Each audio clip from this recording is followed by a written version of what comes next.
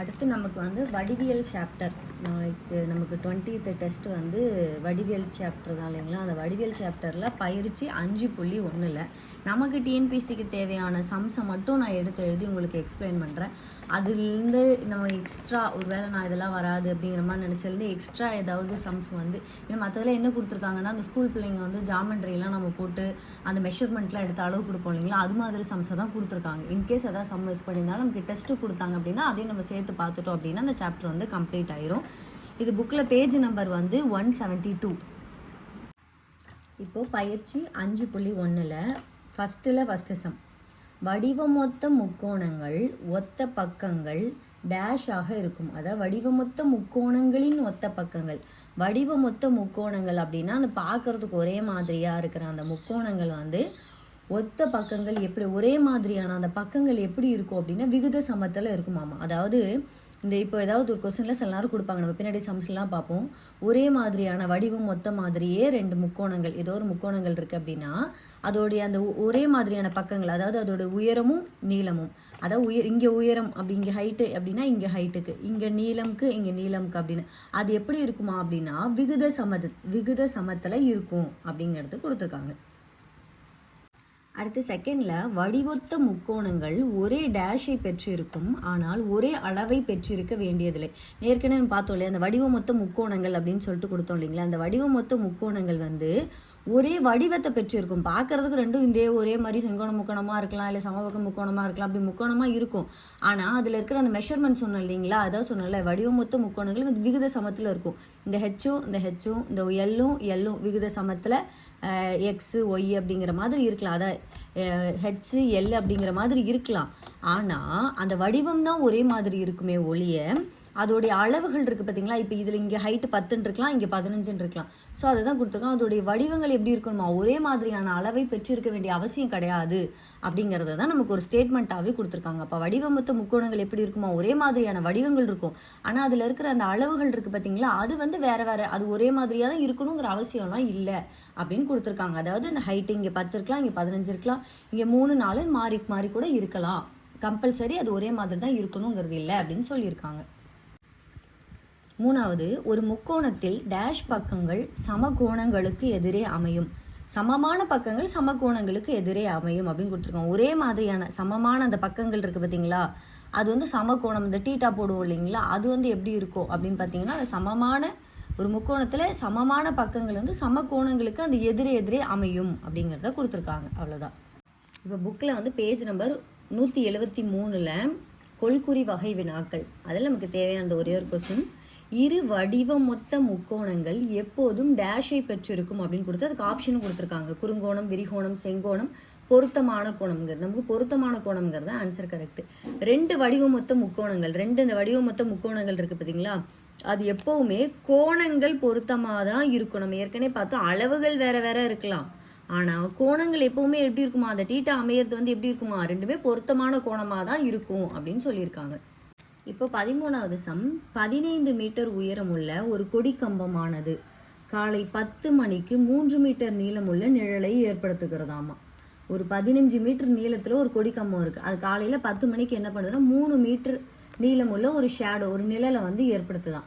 அதே நேரத்தில் ஒரு கட்டடத்தின் நிழலின் நீளமானது அதே நேரம் தான், அதே 10 மணிக்கு தான். சில நேரம் டைமை மாற்றி கொடுப்பாங்க, அப்போ நமக்கு வந்து மாறும். ஆனால் இங்கே வந்து டைம் என்னது, அதே நேரம் தான், அதே 10 மணிக்கு ஒரு கட்டடம், ஒரு பெரிய பில்டிங் இருக்குது, அதோடைய நீளமானது 18.6 மீட்டர் எனில் அப்போ அந்த கட்டடத்தோட உயரமானது என்னன்னு கேட்டிருக்காங்க.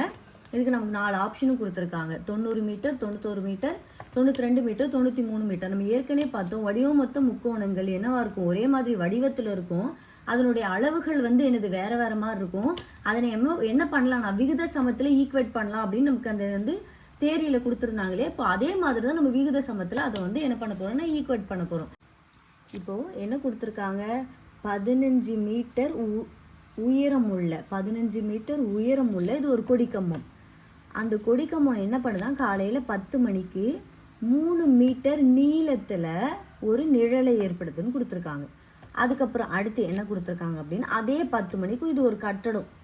அந்த கட்டடத்தோட உயரம் என்னன்னு எனக்கு தெரியாது, ஆனால் அதோடைய நீளம் என்னவா இருக்கு, அதோடைய நிழலுடைய நீளம் என்னவா இருக்குது அப்படின்னா 18.6 மீட்டராக இருக்குது அப்படின்னு கொடுத்துருக்காங்க.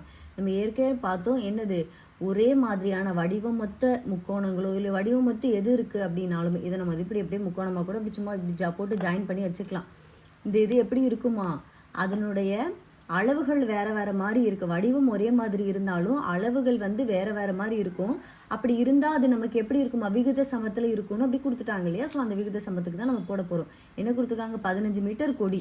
அப்போ நான் இந்த பக்கம் இந்த பக்கம் இங்கே என்னெல்லாம் எழுதிக்கிறேன் அப்படின்னு பார்த்தீங்கன்னா என்னுடைய உயரத்தை எழுதிக்கிறேன். அப்போ 15 மீட்டர் உயரத்தில் எனக்கு என்ன பண்ணுது, 3 மீட்டர் நீளத்தில் எனக்கு அந்த நிழலை ஏற்படுத்துது. அப்போது இங்கே நான் என்ன எழுதியிருக்கேன், ஹைட் எழுதியிருக்கேன். அப்போ இங்கே என்ன எழுதணும், ஹைட் எழுதணும். இங்கே நீளம் இருந்தால் இங்கேயும் நீளம் எழுதணும். அப்போ இங்கே ஹைட் எனக்கு தெரியாது, ஸோ நான் அதை எக்ஸ்ன்னு வச்சுக்கிறேன். கீழே அது எவ்வளோ மீட்டர் நீளத்தை ஏற்படுத்தாதா, 18.6 மீட்டர் நீளத்தையும் ஏற்படுத்துது. அந்த நிழல் வந்து அவ்வளோ நீளத்தை ஏற்படுத்துதுன்னு கொடுத்துருக்காங்க. அப்படியே நம்ம ஈக்குவேட் பண்ண வேண்டியதான். என்ன பண்ணுவோம், நம்ம கிராஸ் மல்டிப்ளை பண்ணுவோம் இல்லைங்களா.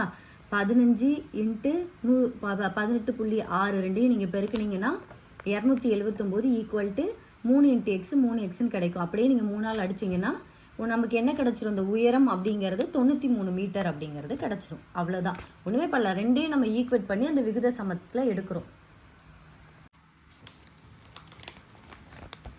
இது வந்து பேஜ் நம்பர் 171 எடுத்துக்காட்டு 5.10. ஒரு மனிதனின் உயரத்தாலும் நிழலாலும் அமையும் முக்கோணமானது அருகிலுள்ள மரத்தின் உயரத்தாலும் அது நிழலாலும் அமையும் முக்கோணத்திற்கு வடிவொத்தவையாக உள்ளது.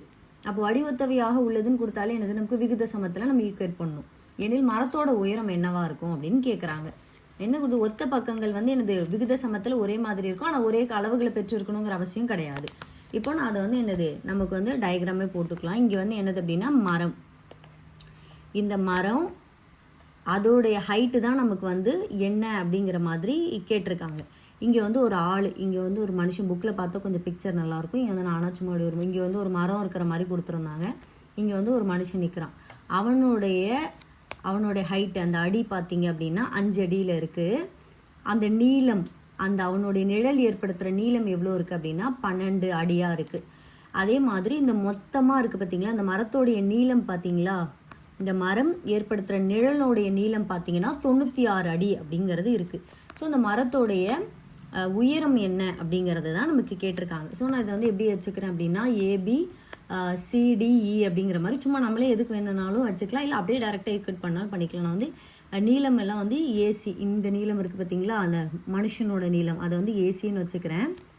அதுக்கப்புறம் மொத்தமாக மரத்துக்கே சேர்த்துருக்கு பார்த்தீங்களா, அது வந்து AE அப்படின்னு வச்சுக்கிறேன். அப்புறம் ஹைட்டு பாருங்கள், இவருடைய அந்த மனுஷனோட ஹைட்டை BCன்னு வச்சுக்கலாம்.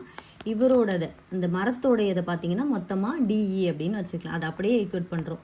நமக்கு ACங்கிறது என்னது 12, AE அப்படிங்கிறது என்னது 96 ஈக்குவல் டு 5. அவருடைய ஹைட் எவ்வளோவா இருந்தது, மனுஷனோட ஹைட் அந்த BC அப்படிங்கிறது என்னது 5 அடியாக இருந்தது. 5 எனக்கு என்ன தெரியாதுன்னா மரத்தோட ஹைட்டு தான் தெரியாது, அதை நான் எக்ஸ்ன்னு வச்சுக்கிறேன்.